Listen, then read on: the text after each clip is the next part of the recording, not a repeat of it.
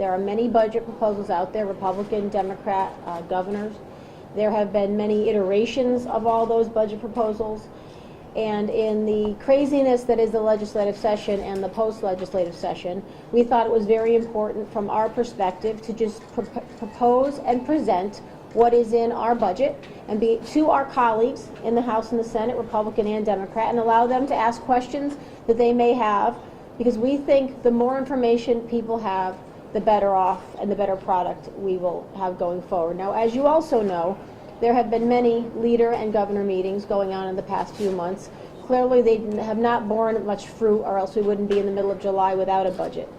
So he has made it very clear that as of last week at least, although we are all open for conversation and discussion, he has told us that he would veto any budget that was called as of last week, Republican or Democrat, and has summarily dismissed the budgets we have all put out, which basically translates into I'll sign a budget as long as it's mine. But as you all know, we feel very strongly about having our budget called and voted on. And in this democratic process that we live in, people want to vote no. They have every right to vote no and explain why they're voting no. And if they want to vote yes, they have the same right. We are one of only a couple of budgets that are ready to go forward. And we believe that anybody who has a budget ready to go forward should be able to vote on it. I applaud the governor and the governor's office for the negotiations he has done. But first of all, I think those are the unrealistic numbers we look at. Because if you remember, those conversations and negotiations started before we had an additional $1.5 billion in deficit. So to even start from that same number, I think is unrealistic. It's unrealistic if you believe that the way we do it now is the only way to do it. I don't agree with that. And I don't agree with it because we have a $5.1 billion deficit right now, as we all know. And clearly, nobody is moving forward to change that.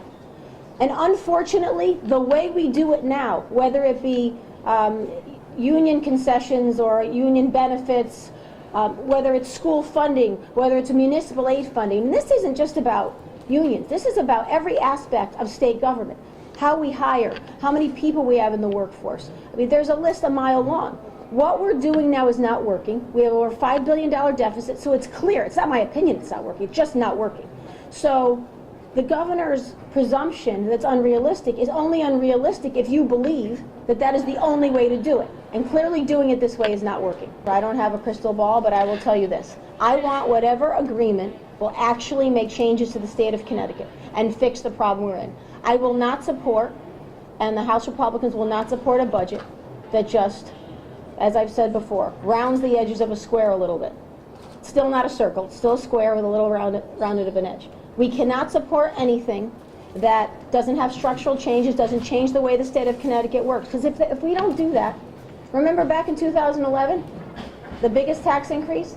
Then a few years later, the second biggest tax increase? These were going to solve all the problems that we have in this state. $5.1 billion deficit now. Not working. Do I think it's a possibility that we will vote on something on Tuesday? Yes.